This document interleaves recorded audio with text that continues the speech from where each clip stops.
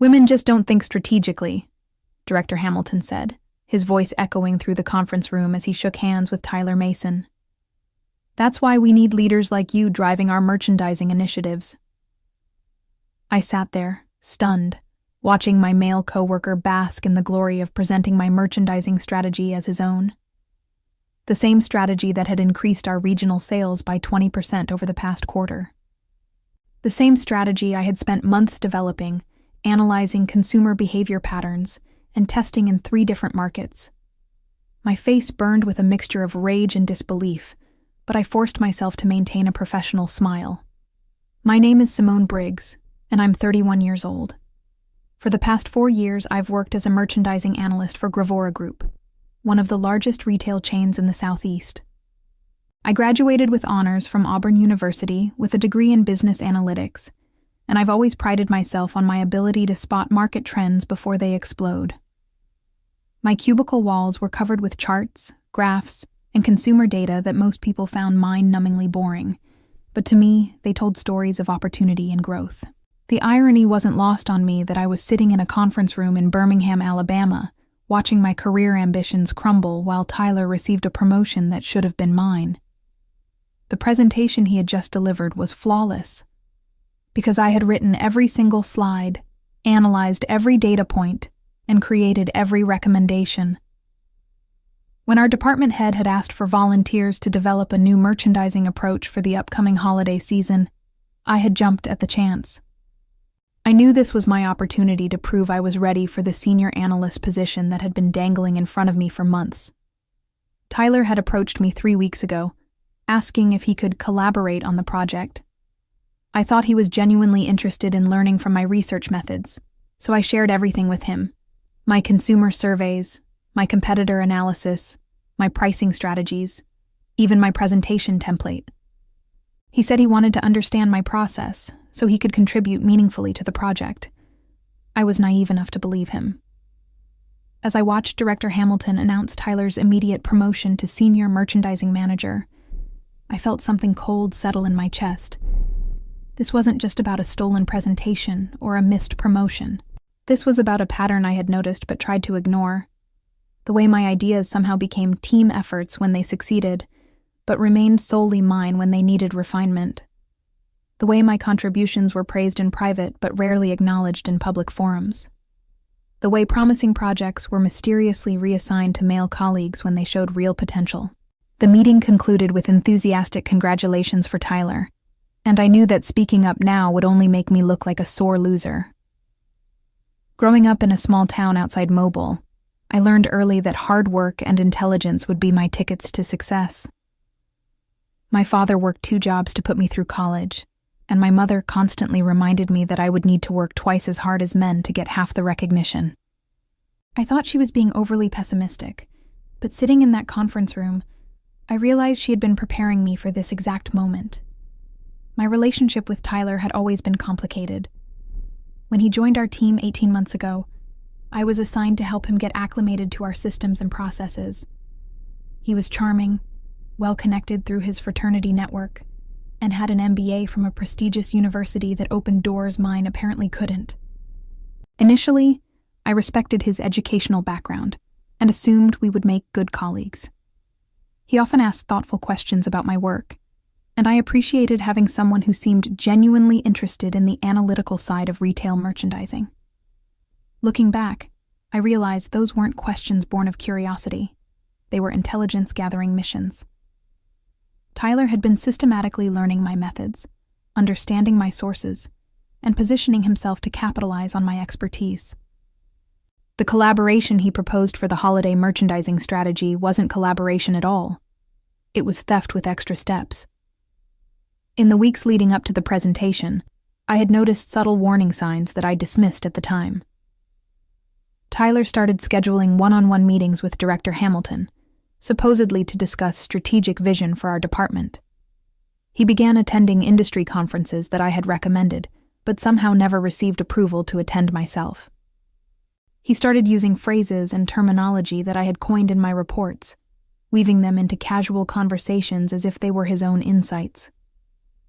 The most telling sign was how he handled our planning sessions. Instead of contributing original ideas, he would ask me to elaborate on mine, pushing me to explain every detail of my reasoning. He recorded our meetings, claiming he wanted to review the strategies later to make sure he understood the nuances. I thought he was being thorough. I now realized he was building a script. 3 days before the presentation, Tyler had asked if he could take the lead in delivering our findings to the executive team. He said his presentation skills were stronger and that we would make a better impression with him as the spokesperson. Wanting to be a team player, I agreed, but insisted that he acknowledge my role in developing the core strategy. He assured me that my contributions would be clearly highlighted. Instead, I watched him present my work as his own breakthrough thinking. When Director Hamilton asked about the analytical methodology, Tyler smoothly explained concepts I had spent years mastering. When questioned about market research, he referenced surveys I had designed and conducted. The only time my name came up was when Tyler mentioned that I had provided valuable data support for his strategic vision. As the meeting ended and people filed out, congratulating Tyler on his brilliant work, I felt a shift inside me that I had never experienced before. The betrayal hit me like a physical blow as I sat in my car in the Gravora Group parking lot, trying to process what had just happened. My hands were shaking as I replayed Tyler's presentation, noting every instance where he had claimed credit for my work. The sophisticated consumer segmentation analysis I had developed over months of research became his innovative customer profiling system. The pricing optimization model I had built from scratch was now his strategic value framework. Even the specific terminology I had created to describe our target demographics rolled off his tongue as if he had invented it. The promotion Tyler received wasn't just any promotion. It was the exact position I had been working toward for years. Senior merchandising manager came with a $30,000 salary increase, stock options, and leadership over a team of 12 analysts. More importantly, it was the gateway to the executive track at Gravora Group. Tyler would now oversee the implementation of my strategy, taking credit for its success while I remained in the same role I had held for the past 2 years. I pulled out my phone and scrolled through the messages I had received during the meeting. My college roommate Jasmine had texted about a job opening at Sunvale Studios, a rapidly growing retail chain that was making waves in the industry. 3 months ago, I would have dismissed the idea of leaving Gravora Group. But sitting in that parking lot, I realized I had nothing left to lose here. The next morning, I arrived at work early and found Tyler already in his new corner office, speaking loudly on the phone about his merchandising breakthrough. He caught my eye through the glass wall and gave me a thumbs up, as if we shared some inside joke. The casualness of his gesture made my blood boil. He actually seemed to believe that I would be happy to see him succeed with my work. During our departmental meeting that afternoon, Director Hamilton outlined Tyler's new responsibilities and praised his strategic thinking capabilities. He announced that Tyler would be presenting our holiday merchandising plan to the board of directors next month, a presentation that would essentially be my work being showcased at the highest levels of the company. Hamilton then turned to me and said, "Simone, I know you're disappointed not to get the promotion, but I hope you'll support Tyler in his new role. Your data analysis skills will be valuable to his strategic initiatives." The condescending tone in his voice was unmistakable. I was being relegated to the role of Tyler's analytical assistant, supporting his strategic initiatives with my data analysis skills. The message was clear. I was valuable enough to do the work, but not valuable enough to receive credit for it.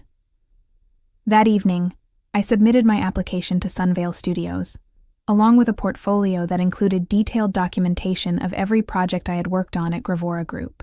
I was careful to include only work that was definitively mine, but the portfolio clearly demonstrated the depth of my strategic thinking and analytical capabilities. 2 days later, I received a call requesting an interview. The call from Sunvale Studios came on a Thursday morning while I was reviewing quarterly sales reports in my cubicle. The voice on the other end belonged to Director Margaret Foster, head of merchandising strategy for the fastest-growing retail chain in the Southeast. Her tone was professional, but warm, as she explained that my application had caught their attention. Your portfolio demonstrates exactly the kind of innovative thinking we're looking for, she said. Would you be available for an interview next week? I glanced around the office, where Tyler was holding court in the break room, regaling a group of colleagues with stories about his strategic breakthrough and his plans for transforming our merchandising approach. The irony was painful. He was literally describing my work to people who had watched me develop it over months.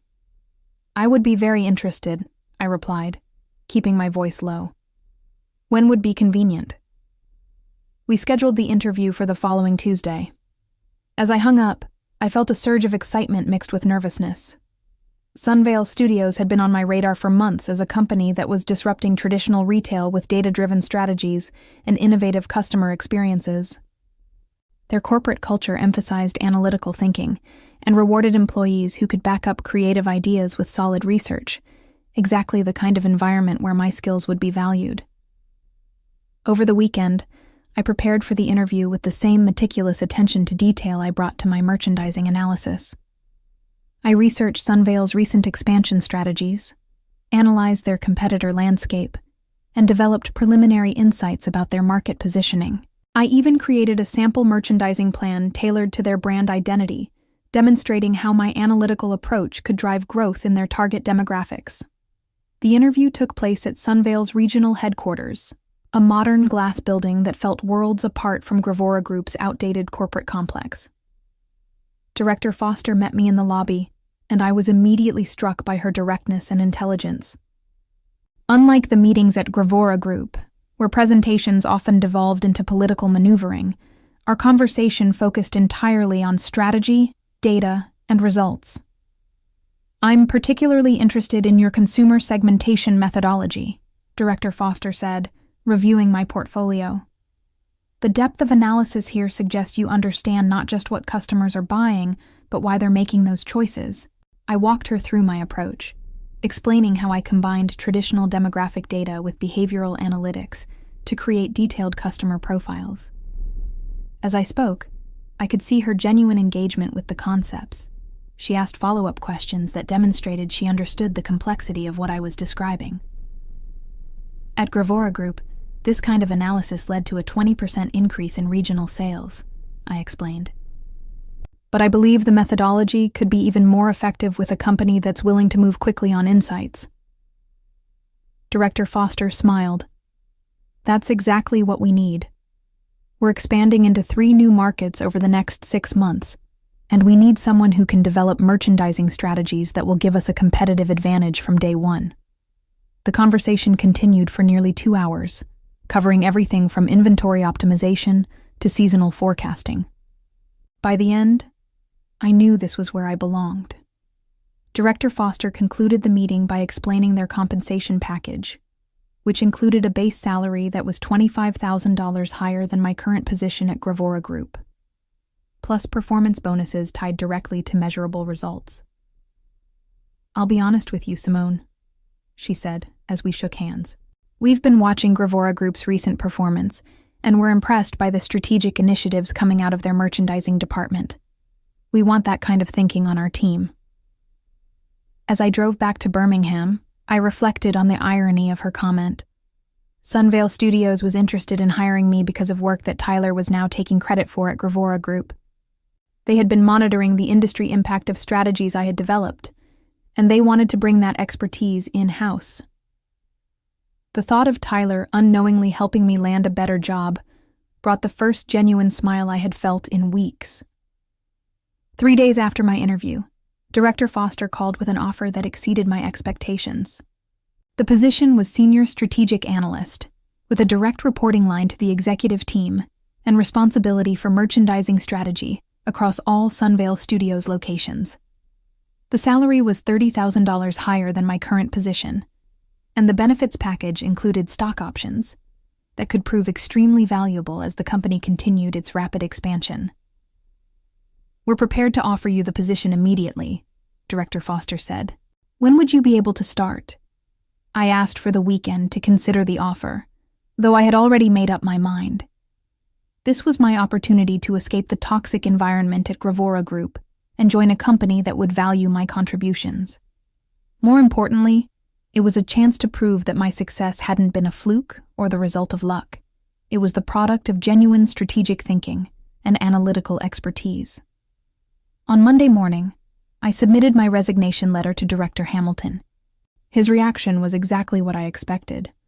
Surprise, followed by attempts to convince me to stay, followed by barely concealed irritation when I refused to reconsider.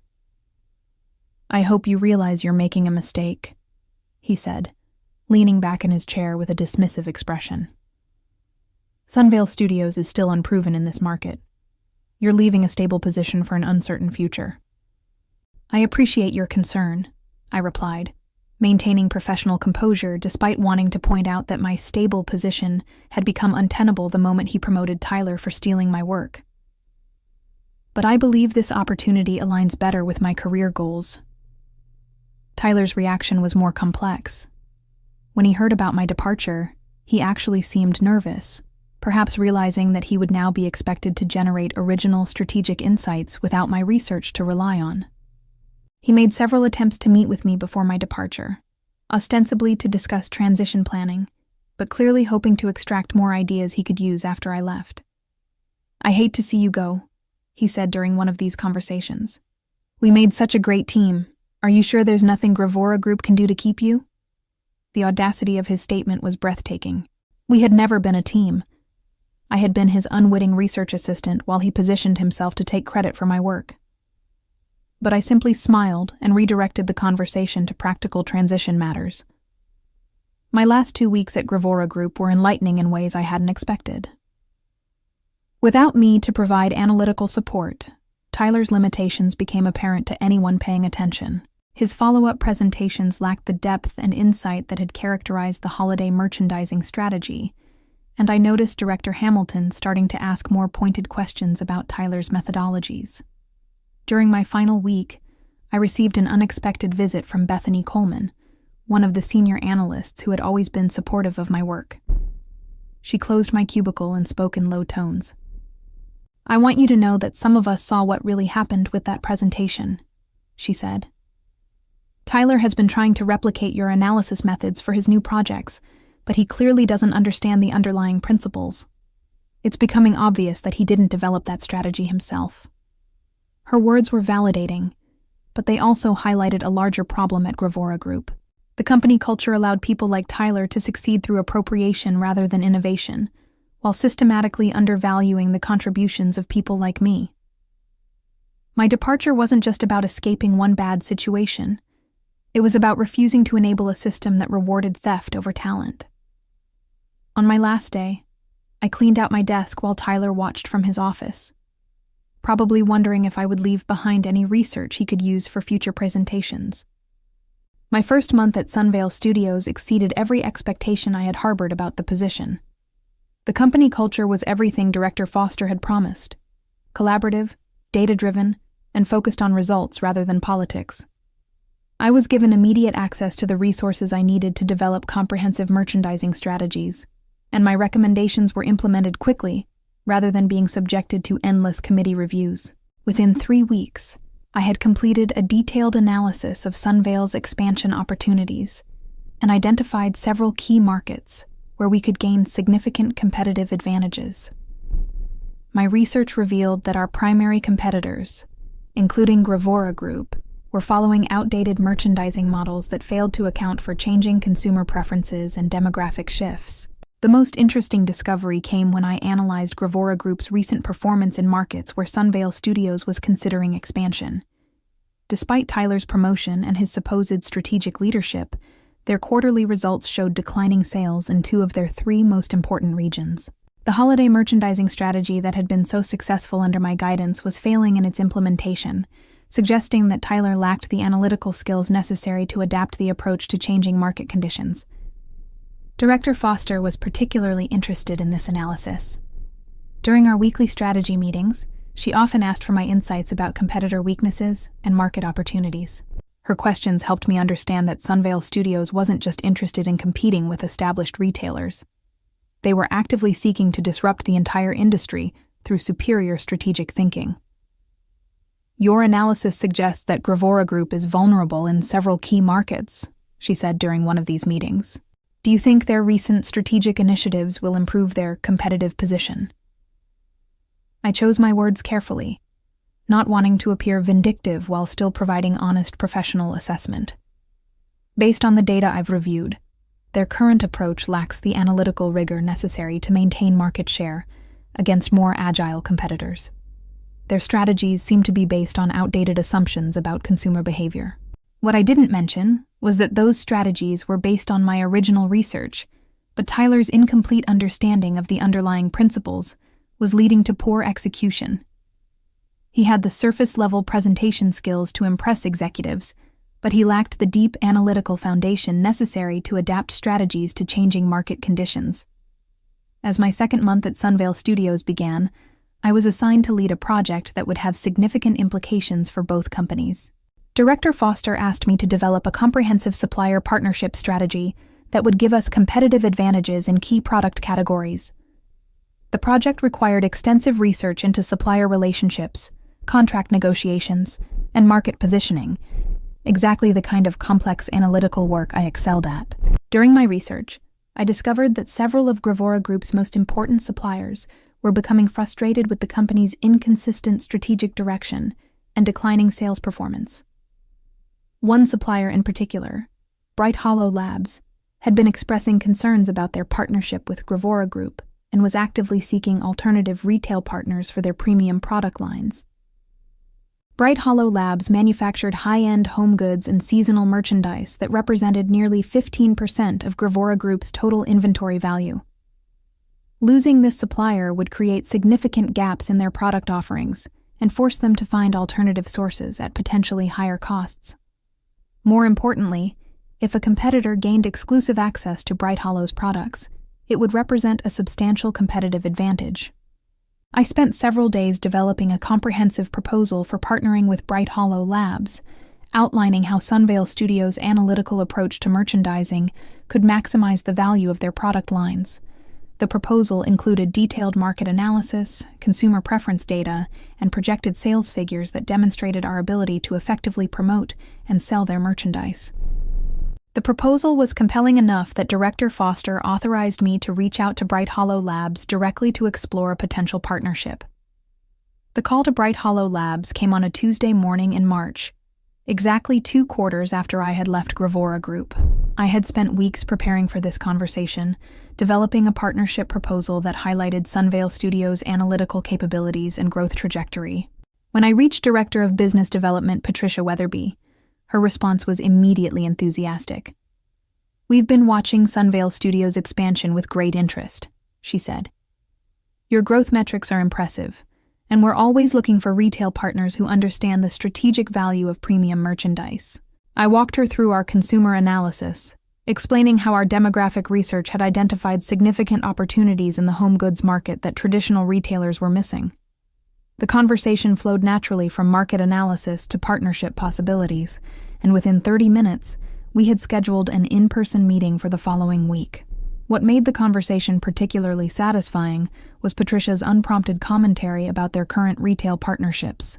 Without any prompting from me, she began expressing frustration with Gravora Group's recent performance and strategic direction. "Our partnership with Gravora Group has become increasingly challenging," she explained. "Their merchandising decisions seem disconnected from market realities, and their sales performance has been disappointing across multiple product categories. We're concerned that their strategic leadership doesn't understand our customer base." I listened carefully, asking thoughtful questions about their specific concerns, while avoiding any direct criticism of my former employer. Instead, I focused on how Sunvale Studios' approach differed from traditional retail strategies, emphasizing our data-driven decision-making and customer-focused merchandising. The partnership we're envisioning would be built on analytical insights rather than intuition, I explained. "We believe that understanding consumer behavior at a granular level is essential for maximizing the value of premium products like yours." Patricia's enthusiasm was evident as we discussed potential collaboration models. By the end of the call, she had committed to presenting our proposal to Bright Hollow's executive team and expressed optimism about moving forward quickly. As I hung up the phone, I realized that this conversation represented more than just a business opportunity for Sunvale Studios. It was the beginning of Tyler's comeuppance for stealing my work and Director Hamilton's reckoning for promoting incompetence over excellence. The strategic thinking they had dismissed was about to cost them their most valuable supplier relationship. The partnership agreement with Bright Hollow Labs was finalized 6 weeks later, and the announcement sent shockwaves through the retail industry. Sunvale Studios gained exclusive access to Bright Hollow's premium product lines, while Bright Hollow gained a retail partner capable of sophisticated market analysis and strategic merchandising. For Gravora Group, the loss represented a devastating blow to their inventory strategy and financial projections. Bright Hollow's products had generated millions in revenue annually, and replacing that inventory would require finding alternative suppliers at significantly higher costs. More importantly, losing exclusive access to popular premium brands would make it difficult for Gravora Group to compete in the high-margin market segments that were becoming increasingly important to retail profitability. I learned about Gravora Group's reaction through industry contacts and former colleagues who reached out after the announcement. According to Bethany Coleman, who still worked there, the executive team was in crisis mode, trying to understand how they had lost such an important supplier relationship. Director Hamilton had apparently demanded a full investigation into the circumstances surrounding Bright Hollow's departure, and Tyler was tasked with developing a strategy to win back the partnership. The irony was perfect. Tyler was being asked to solve a problem that his incompetence had helped create, using analytical skills he had never actually possessed. "The whole situation is a disaster," Bethany told me during a coffee meeting. "Tyler keeps presenting these elaborate plans to win back suppliers, but they're all surface-level presentations without any real analytical foundation. It's becoming obvious to everyone that he doesn't understand the strategic principles he claims to have developed." Meanwhile, at Sunvale Studios, the Bright Hollow partnership was generating immediate results. Our first quarter with their products exceeded projections by 18%, validating both our consumer analysis and our merchandising strategies. Director Foster was so pleased with the results that she authorized expansion of my team and increased my budget for supplier development initiatives. The success was professionally satisfying, but the personal vindication was even sweeter. Every percentage point of growth represented proof that my analytical methods were sound and my strategic thinking was valuable. Tyler might have received credit for my work at Gravora Group, but the results spoke for themselves about who truly understood retail merchandising strategy. As I reflected on the transformation of my career over the past 8 months, I realized that Tyler's betrayal had ultimately been a gift. His theft had forced me to leave a toxic environment and find a company that valued my contributions. His incompetence was now proving, in the most public way possible, that he had never been capable of the strategic thinking he claimed to possess. Looking ahead, I knew this was just the beginning of both my success at Sunvale Studios and the challenges facing Tyler and Director Hamilton at Gravora Group. They had chosen politics over performance, and the market was about to teach them the true cost of that decision. In the end, talent had won over theft, and strategic thinking had triumphed over superficial charm, exactly as it should be in any industry that rewards actual competence.